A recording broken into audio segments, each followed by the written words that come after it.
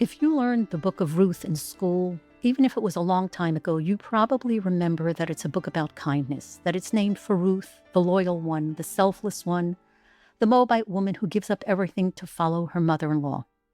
Maybe you also remember Boaz and his kindness to Ruth. But we probably remember less of Naomi, who gets only a few lines in the whole Megillah. She's cast in the shadow of the story. She doesn't have the appeal of Ruth. She's bitter and broken. She doesn't inspire. She doesn't console. She holds people at a distance and refuses to answer when love is offered to her. Who is Naomi really? And what does the story look like from where she's standing?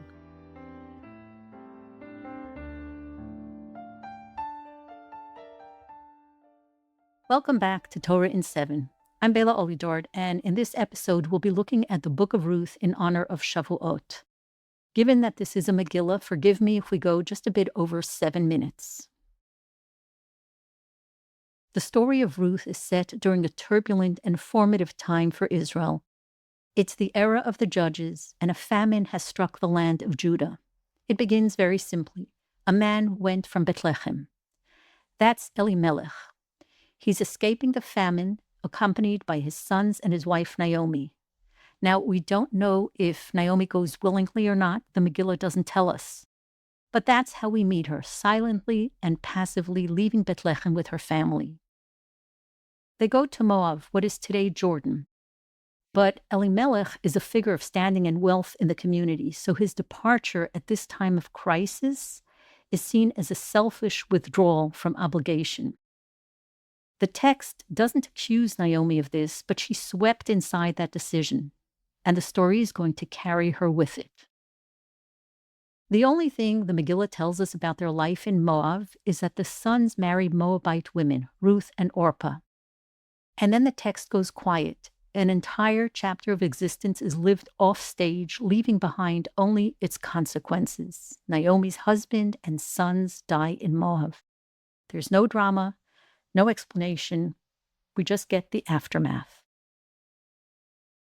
Widowed, childless, and impoverished, Naomi eventually decides to return to Bethlehem.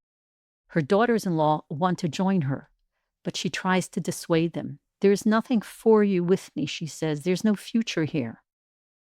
Turn back, my daughters. Have I any more sons, she says. She's invoking Yibum, the ancient law that a childless widow marries her husband's brother, but there are no brothers left. There is no law that can help her.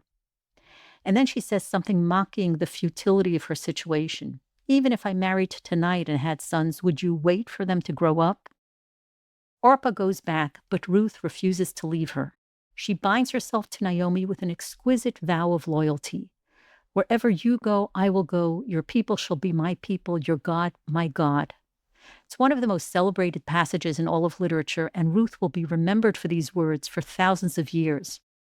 We expect some response from Naomi, a hug, a thank you, but Naomi says nothing. The spotlight moves to Ruth and passes over Naomi entirely, and they continue walking to Bethlehem in silence.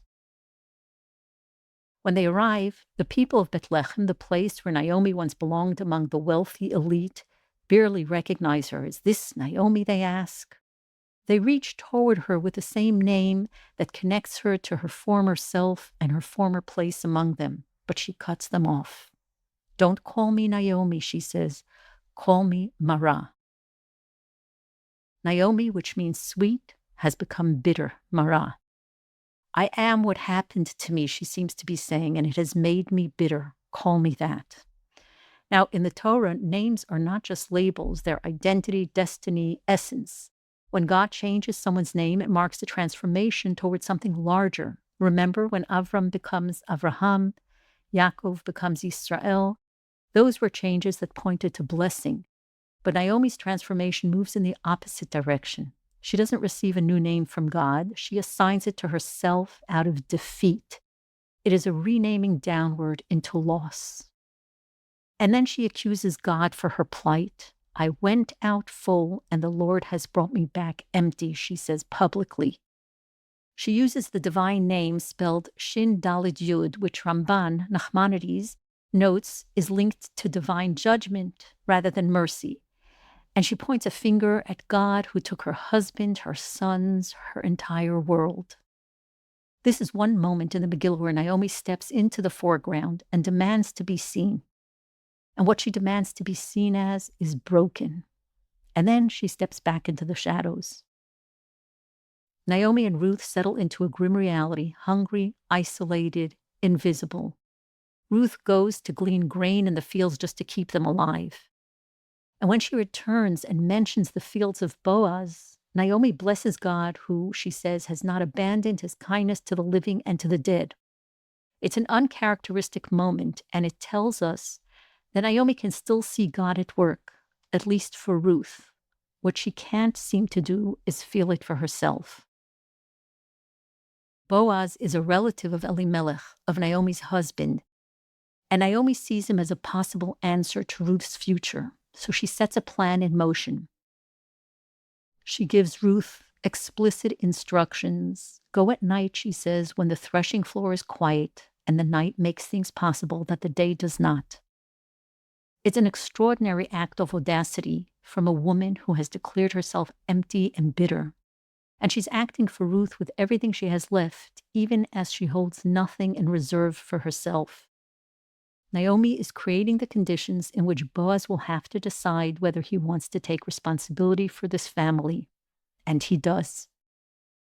The following morning, everything Naomi set in motion in the dark came together. Boaz goes to the city gate, settles the legal debts, claims the family land, and takes Ruth as his wife. The plan Naomi orchestrated in the shadows becomes a formal, solid reality. And the credit goes to Boaz. At the gate, the elders and the people offer a blessing on this marriage. May your house be like the house of Peretz, whom Tamar bore to Judah. Now, Tamar is mentioned here because she's Boaz's ancestor. But there's another interesting association here. Remember what Tamar did when she was left widowed by Judah's sons and Judah refused to let her marry his third son? She also moved in the shadows. She acted with the same instinct, the same audacity, the same refusal to let the future slip away. The difference is that Tamar was recognized. She was acknowledged, praised, and vindicated. Remember when Judah declared publicly, "She is more righteous than I"? Naomi engineers the same rescue, but she's never recognized for it. Not by Boaz, not by the elders, not by anyone. The parallel with Tamar is there, yet the silence around Naomi is total. The story continues, and Ruth gives birth to a son. The women of Bethlehem celebrate, and for a moment the community turns toward Naomi. They see her and they declare, "A son has been born to Naomi." They are thrilled for her. "He will renew your life and sustain your old age, for he is born of your daughter-in-law who loves you and is better to you than 7 sons. And Naomi holds the baby and says nothing. Naomi has restored the lineage, the family name, its future, and the future of Israel, of the nation. She holds the baby who will become the grandfather of King David and says nothing. The Megillah doesn't explain the silence. It leaves us inside it. Now in Tanakh, this is the moment when women usually sing. Hannah sings, Leah and Rachel name their children with cries of gratitude. But Naomi offers no song, no speech, no recognition. The Megillah ends on her silence. Naomi has restored the lineage of Israel. She has engineered the grandfather of King David. The story moves forward, but she is not fully inside it. We read this book on Shavuot because the Torah is Torat Chesed, a teaching of kindness. Usually we think of that kindness as the visible generosity of Ruth or Boaz, but there is a quieter kindness here. We see it in the way the Megillah respects Naomi's sorrow. We often try to talk survivors out of their grief because we want a happy ending. But the Megillah doesn't force a song out of Naomi. While it refuses her self-renaming, it stays faithful to the name Naomi. It allows her bitterness to remain intact. It holds space for the soul who builds a future she may never fully inhabit. There are people like this in every generation, those in whom grief and generosity live at once. They are the ones who hold the world together, carrying the weight of their own silence while engineering what comes next for everyone else. We have seen their faces in Israel in recent years. We know the gravity of what they carry. The Megillah tells us that the broken can still be the architects of a kingdom. Naomi's silence wasn't a failure. It was the quiet foundation of the house of David. And maybe this has always been the story of Israel. That even when the path is heavy, as it so often is, we keep building toward the promise. We hold the line for a destiny we may not yet feel. We plant seeds in the shadows that will one day become the light of the world.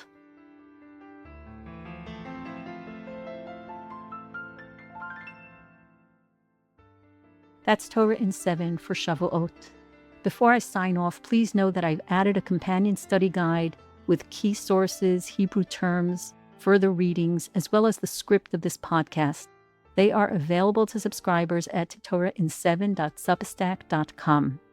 If this learning is meaningful to you, please join me there. Thank you for listening. Chag Sameach and Shabbat Shalom.